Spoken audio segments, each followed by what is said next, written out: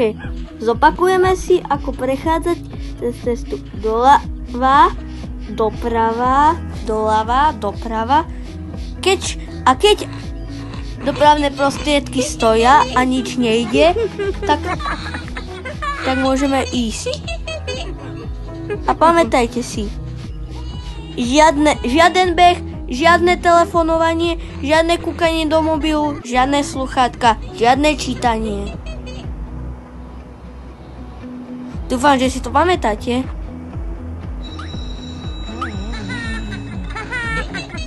Len sa nesmej, Dudu, povedal učiteľ. Teraz si ťa znovu vyskúšam. Ak to nepôjde, milý môj, tak sa teš.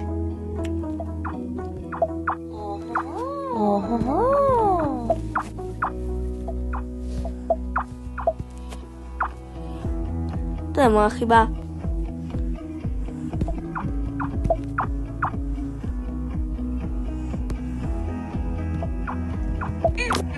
A dosť, Dudu.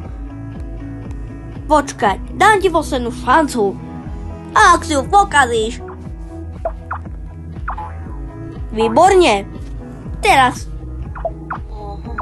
Výborne, Dudu. Takže počkať. Dobre. Takže z trojky to máš jedničku, to už mám tam zapísané. Za sedmičky je to tiež jednička, za osmičky tiež. Devina je otázne. Výborne. Dobre. Rozdáva sa vysvedčenie. Takže prvý pôjde Dudu. Dobre, teraz ďalší pôjde Bubu. Bubu a poznáte, veď to je mačička. Veď vám to ani nemusím určite hovoriť niektorým. Ale Dudu, to sa divíš kvôli pečkám? Vy psíkovia ste ale panovační, povie, nahneva sa učiteľ. Dobre, všetci poďte domov. Okrem Dudula, ty si zopakuješ ročník. Ale z matiky a trojky, zo sedmičky, zo osmičky, deviny, to bolo senzačné. Žiadne telefonovanie. Pamätajte si, v škole sa nesmie používať mobil, ani telefonovať, iba pri nutných prípadoch. A nesmú sa tam dokonca iba pri nutných prípadoch. A nesmú sa tam hrať hry. Dobre, Dudu, vyskúšam si ťa znovu. Výborne. Veď ty si sa zabudol obliecť.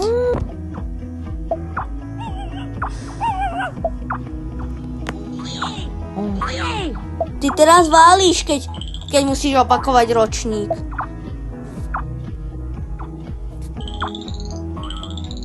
Počkať. Ale, Dudu, za toto budeš každý deň, za toto si neužiješ prázdniny. Budeme tu do noci.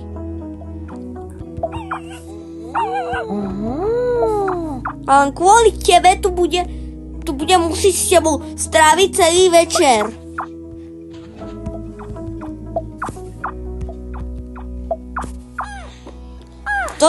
To je skvelé. Ale, dobre, tu známku ti nemením.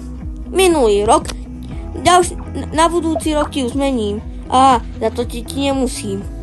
Dobre, Dudu, tu máš vysvedčko. Na budúce rob skvelo. Nech ma potešíš.